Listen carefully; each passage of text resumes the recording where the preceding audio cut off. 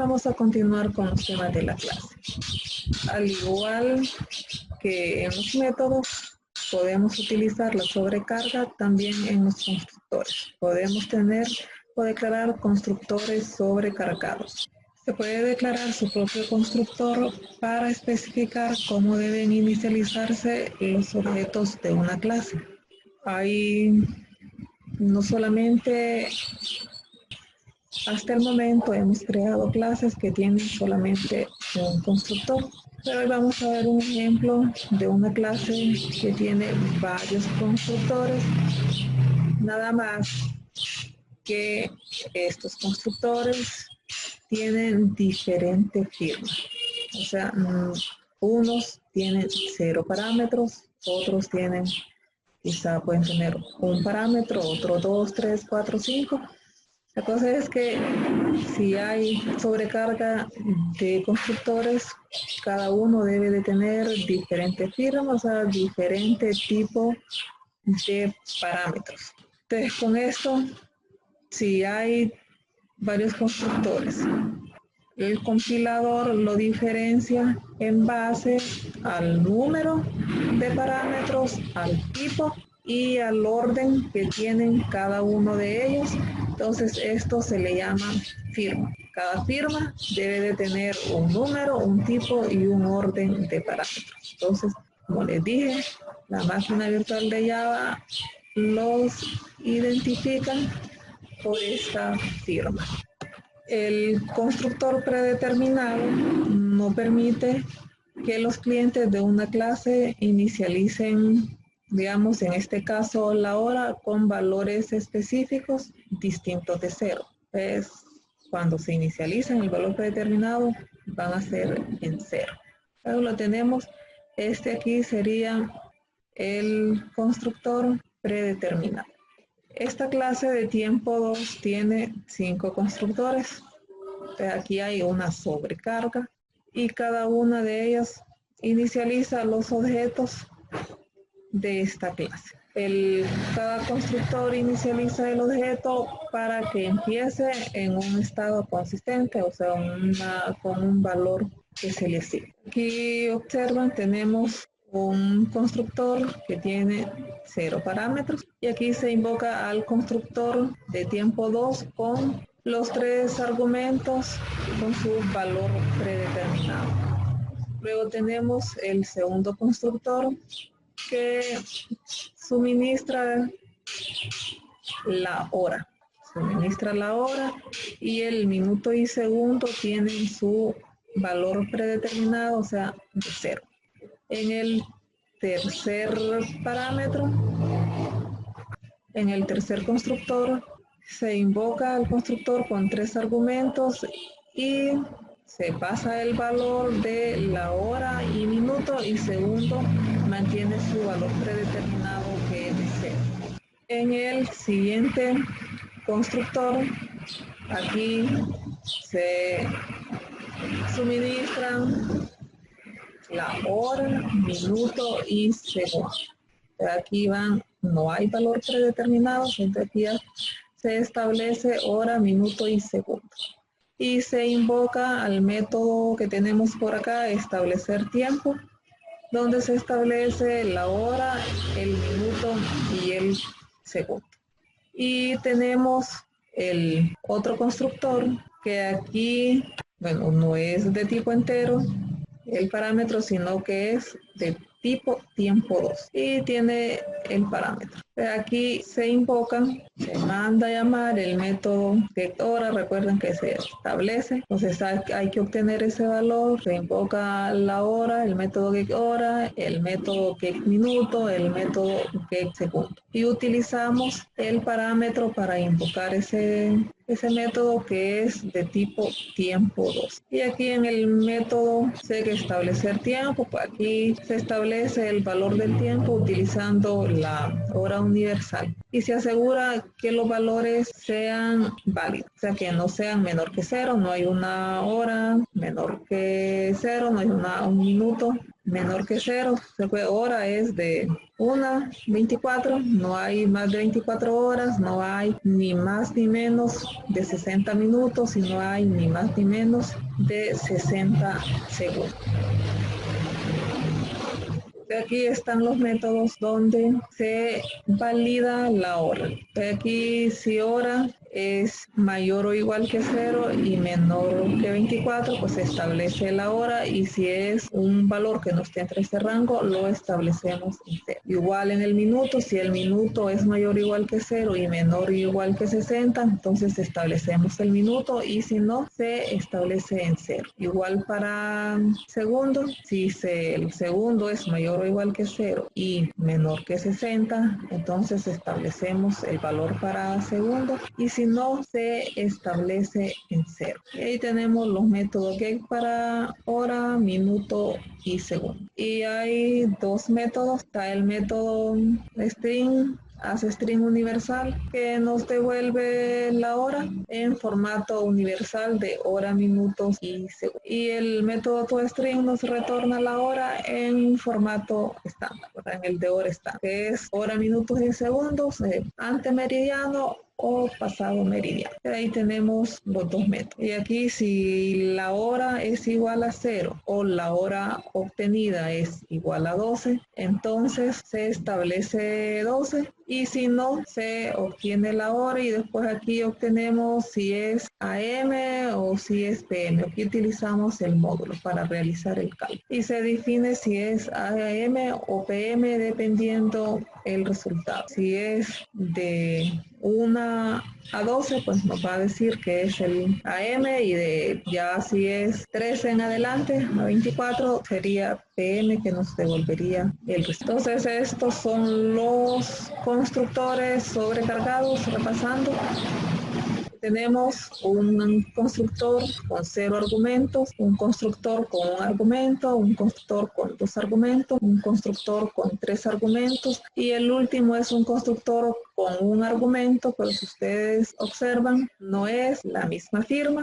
Tienen un parámetro con el segundo constructor, pero tiene diferente tipo. Recuerden que el compilador verifica la cantidad, o sea, el número de parámetros que hay, el tipo de datos que hay y el orden. Entonces, no es lo mismo public tiempo 2 con parámetro entero h que public tiempo 2 con parámetro de tipo tiempo 2 y parámetro tiempo. Son muy diferentes, o sea, hay diferentes firmas. Luego tenemos el tercer constructor, que tiene 2 parámetros, siempre de tipo entero, y el siguiente constructor tiene 3 parámetros. O sea, cada uno de estos constructores tiene diferentes firmas, tiene diferente cantidad de parámetros, tienen el mismo tipo, pero diferente cantidad de parámetros. Aquí en estos tres, los parámetros son de tipo entero, pero tienen diferente cantidad de parámetros. O sea, no es lo mismo. Entonces, en base a esto se diferencia y se pasan los valores al constructor adecuado. Como hemos mencionado, toda clase debe de tener cuando al menos un constructor, y si nosotros no lo declaramos, el compilador declara uno de forma predeterminada, o sea, con 0 parámetros. Aunque ustedes no lo miren, ahí está. Si no se declara el constructor, se declara uno de forma predeterminada, aunque nosotros no lo miren. El constructor predeterminado inicializa la variable de instancia con los valores especificados en sus declaraciones o con los valores predeterminados para cada tipo. Recuerden, para los tipos primitivos numéricos, el valor predeterminado es 0, para los booleanos es false, y para los que son por referencias es null. Como les dije, si su clase no declara constructores, si nosotros declaramos constructores en una clase, el compilador no va a crear un constructor predeterminado porque ya hay un constructor. En este caso, para especificar la inicialización predeterminada para objetos de su clase, se debe de crear un constructor sin argumento, como el que tenemos aquí en la línea de la 12 a la 14. Entonces, este sería el constructor predeterminado. Aquí inicializa las variables de instancia con su valor predeterminado, que es de 0 porque son tipo primitivo numérico. Este sería el constructor predeterminado. Al igual que un constructor predeterminado, un constructor sin argumentos se invoca con paréntesis vacíos, como lo podemos observar aquí. Está predeterminado y tampoco tiene parámetros. Entonces tiene que ser vacío, o sea que indica que no necesita una información adicional para realizar la tarea. Entonces aquí este constructor sin argumentos inicializa de forma explícita un objeto de la clase tiempo 2, el ejemplo que estamos utilizando, y para ello pasa un 0, que es el valor predeterminado de las variables de instancia de tipo entero, pasa un 0 para cada parámetro del constructor con 3 argumentos. Entonces ahí por eso pasa 0, 0, 0. Se inicializan las 3 variables con su valor predeterminado. Aquí si omitimos el constructor, si omitimos este constructor sin argumentos, los clientes de esta clase no podrían crear un objeto de tiempo 2 con la expresión new tiempo 2. Cuando lo invocamos vacío, o sea, sin argumentos, ustedes no se puede. Si una clase tiene constructores, pero ninguno de los constructores públicos son sin argumentos, y si un programa intenta llamar a ese constructor sin argumentos para inicializar un objeto de esa clase, se produce un error de compilación. No es de sintaxis, es de compilación. Al momento de compilarlo, ahí se estaría generando ese error. Se puede llamar a un constructor sin argumentos solo cuando la clase no tiene constructor, pero si lo tiene y se invoca de esa manera, entonces ahí estaríamos generando ese error de compilación. Entonces se puede llamar a un constructor sin argumento solo cuando la clase no tiene constructores, o si la clase tiene un constructor público sin argumentos. Solamente en eso. Entonces ahí tenemos el ejemplo de explicación de los constructores sobrecargados que deben de tener distinta firma, y el constructor predeterminados y sin argumento. Luego en la prueba se crean los objetos. Hay varios objetos de tipo 2. Aquí estamos creando un objeto de tiempo 2 invocando al constructor que tiene 0 argumentos. Estamos invocando, está creando un objeto donde se invoca este constructor. Luego el siguiente objeto está creando un objeto donde se invoca al constructor con un parámetro. O sea, estamos pasándole ese valor a este constructor que va a ser definido la hora. El tercer objeto creado es siempre de tiempo 2, donde tiene 2 argumentos. O sea que al momento de compilarlo se va a buscar el constructor que tiene 2 parámetros, y es este constructor es el que va a recibir esos valores. Tiene 2 parámetros. El cuarto objeto tiene 3 argumentos, y esos argumentos van a ser recibidos por este constructor, hora, minuto y segundo. El quinto constructor tiene 3 valores, ya 3 argumentos, va a ser recibido siempre por este mismo constructor que tiene 3 parámetros. Pero aquí observan, hay un 75 para segundos, hay un para minutos, perdón, y hay un 98 para segundos. O sea que esta hora no es válida, y vamos a verificar si la validación se cumple. Y en el objeto T6 se pasa como argumento los valores que tiene el T4.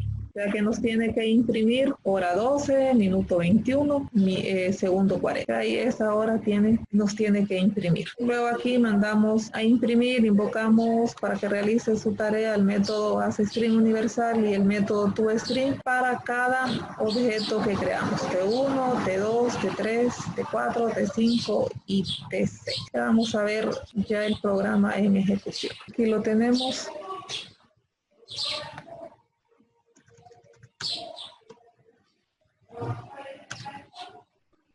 Aquí se construyó los constructores. Como les dije, el objeto T1 está con los constructores predeterminados, donde el formato universal sería 0, 0, 0. Ese sería porque es el valor predeterminado para cada parámetro. El segundo sería con el formato de las 24 horas de AM y PM. Aquí el valor predeterminado sería el 12 meridiano. Ahí lo tenemos, 12 AM. Es el valor predeterminado. En el T2 se especifica hora y el minuto y segundo son predeterminados. O sea que son en la hora universal sería las 3:00 y en el formato estándar 24 serían las 3 AM. En el objeto T3 se especificó hora y se especificó minuto, son las 11:54 y el segundo sería predeterminado, o sea, sería 0. Si lo queremos imprimir en el formato estándar sería las 11:54 AM. En el objeto T4 se especifica hora, minuto y segundo. Tenemos las 12:21 con 40 segundos, 12:21 con 40 segundos. Aquí ya verifican si es antes del mediodía o después del mediodía. Aquí ya el resultado ya nos tira que es PM, es pasado meridiano.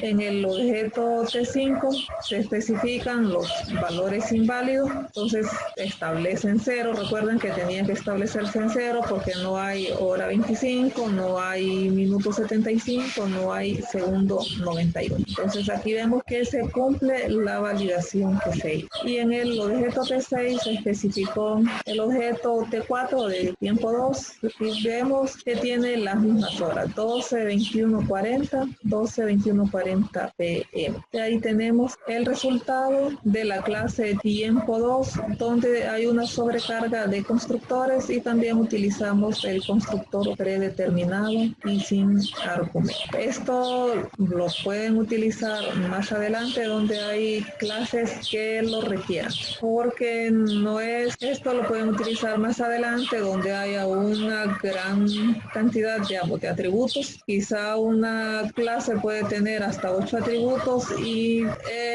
es mejor que declarar 2 o 3 constructores que inicialicen 2 o 3 variables cada uno, que no sea el mismo constructor que inicialice todas las 8 variables. Es adecuado declarar varios constructores ahí con diferentes firmas para poder realizar el programa. Esto sería el tema de sobrecarga de constructores predeterminados y sin argumento.